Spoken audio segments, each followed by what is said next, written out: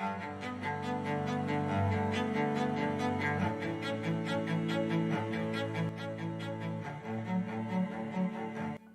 is Larry Bache with the Merlin Law Group, helping policyholders for more than 30 years.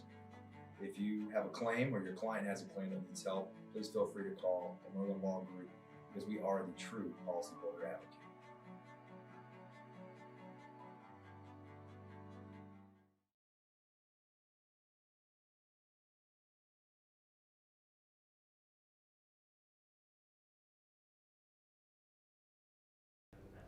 Oh, okay. Well, hello everybody. I'm meteorologist Andrew Myers. Welcome back to our daily forecast videos, sponsored as always by C3 Group, Merlin Law Group, and American Contractor. You guys can go ahead and check out the links to their pages in the description to this video, and we want to give them a big shout out for helping to make these videos possible. For our weather today, we do have hail and wind risks, one for the northeast and the second one for Texas. So West and Central Texas are in the specific risk for that, but DFW, we're keeping a close eye on you, and we'll talk a little bit about it in a moment. And then last but not least, you guys know the drill. We're going into our tropical check-in, taking a look at the Atlantic as well as Hurricane Sam. We're gonna see what happens with those over the course of the next few days. But first, before we get into our weather, checking out our upcoming events. The first of those is actually going to be RoofCon. That is going to be in Orlando, Florida from September 30th to October 2nd, so coming up in the next couple of days here. And that's at the Orange County Convention Center. We're going to be at booth 319, so if you guys want to come say hey, go ahead and check us out there. And if you want to get 10% off of your RoofCon ticket, you can use the code HAILYEAH. So if you're getting those last minute tickets for RoofCon, go ahead and use our code and then come see us at our booth 319. And then after RoofCon, we are going to be at the OU-TCU tailgate. We're having a little break from those home games for now. So the next one is going to be OU-TCU. And our tailgate, as usual, is going to be by the Bud Wilkinson House on Jenkins in Norman, Oklahoma. So if you guys are anywhere around the Norman area, or if you're just visiting, come check us out at our tailgate. We're going to have free food, free beer, and we're even going to hold a raffle for free tickets. So if you guys like free tickets to free football, free stuff, come check us out there. We love seeing you guys, and that is going to be on October 16th. Then last but not least, speaking of free tickets, we are doing another one for the OU Iowa State ticket giveaway. That's going to be held on October 30th at our tailgate booth.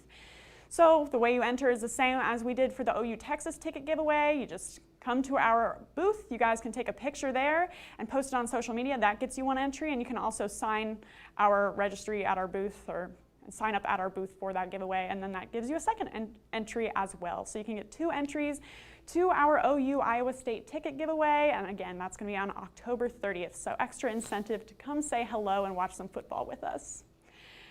Then for our current conditions, not looking too bad across the central parts of the state. We do have a couple of troughs moving through the west and then as well through the east.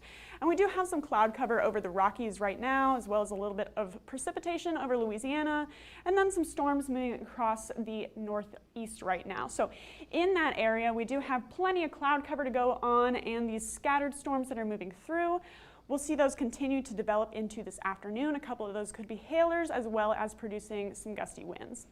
And then down into Texas, plenty of sunshine to go around for you guys to get that nice daytime heating that we need for those convective storms to develop. And with that, that's what's going to happen. We're going to get scattered storms moving through this area, producing possible hail and wind as well. So we're going to take a look at the specifics of that in a moment. Current temperatures are going to be mostly gorgeous for all of us. We're going to be in the 70s and 80s across the central and southern part of the country. A little bit cooler once you dip north of that cold front in the 60s and 70s, and again, a little bit cooler across the west coast right now, but mostly gorgeous. We do have that first cold front that's moving through Texas, and that's going to continue pushing through, as well as a dry line that'll help fuel our storms later this afternoon. And then that second cold front that's just creeping off the east coast for the past couple of days, that's going to continue to wreak some havoc into this afternoon with some hail and wind chances. And with that cold front, we do have a little bit of instability moving through. So along our northeast cold front, not a ton to speak of in terms of convective available potential energy. That's our CAPE. However, there is enough in the DC Baltimore area to fuel some hailstorms here and there. We could get an isolated quarter or two. And then all the way down into Texas from just west of DFW into the Abilene area, Del Rio, we do have that lobe of nice warm CAPE values, and that's what we need for that hail development later on into this afternoon. Then as storms develop, we're going to see that start to peter out a little bit into tonight and this evening. Then for what that's going to make our storms look like. So we do need lots of instability and forcing. We've got both of those with that cold front and with those instability values. So we've got those storms continuing to move off the coast through the northern part of, or through the eastern part of the Northeast here through Connecticut, as well as the northern part of New Jersey and New York City. Those are going to continue to move off the coast, and then we'll start to see some storms fill in behind it. So through the Connecticut area again, as well as a lot of isolated storms moving their way through the Philadelphia area, the Washington, D.C. and Baltimore metro area. Those are going to continue to push their way southeastward across the metro area and off of the coast by later this evening, producing some hail and some gusty winds along with any of those scattered storms that develop in that area. Then down into Texas.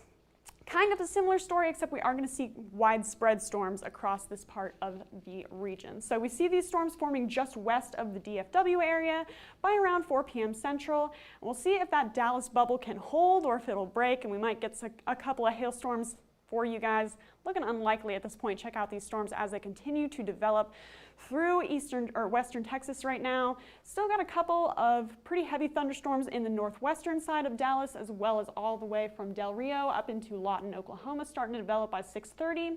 And then as those continue to roll on, starting to get pretty aggressive with a couple of these bands, and we do start to see that banding structure that we get with those windstorms that start to develop. So this is by 9:30 p.m. Those are going to continue to track eastward as a line, and then any of you guys in DFW could wake up to tomorrow morning to some pretty loud thunderstorms and possibly severe winds. So that's what we're looking at for you guys. So here's our hail forecast for today. We've got, no surprise there, $1.25 possible in Texas as well as along the East Coast. So let's just jump in here. If you guys are in New York City, low end chance for you since things are starting to move off the coast now, and then you might get 1 or 2 isolated cells moving through that area, giving you some severe hail and wind chances. But then down into the DC, Baltimore metro area, that's where we could start to see more development of those severe storms. Moderate chance for you guys to get $0.25 to $0.50 here or there, as well as some gusty winds. Then down into Texas, all the way from Lawton to Abilene to Del Rio, $0.25 to $0.50 possible. And we can see those storms developing all throughout that region. A couple of those could be stronger than the others, but we're going to keep you guys all in the low end for that. Mostly going to be a wind risk as those band up and push off to the east. But any of you guys with those scattered storms could see some $0.25 and $0.50 as well. Then for wind chances, going to be mostly the same area of risk. However, we are pushing that more to the east to cover the DFW area as that band looks like it's going to push through into early tomorrow morning. So looking at our northeast risk first, staying true to our trend here. We've got a low end risk for you guys, New York, same reasoning as with hail, just not a lot of development behind those initial storms that are currently passing through. Then down into Washington, D.C. and Baltimore, moderate chance of some gusty winds for you guys. And then the same areas plus DFW for tonight, Lawton, Abilene, Del Rio, you guys could all have a low end chance of seeing some gusty winds with those isolated clusters of storms that form. Then once those band up and push to the east, DFW, that's when you guys could get hit with some severe winds into tonight, into tomorrow morning. So we'll see how that develops for you guys as that band continues to push eastward. We'll keep you updated on what's going on. And then into tomorrow, it's going to be kind of a tricky little risk area. So we do have a cold front that's pushing through, and we do have some instability in the area, but we also have a cap.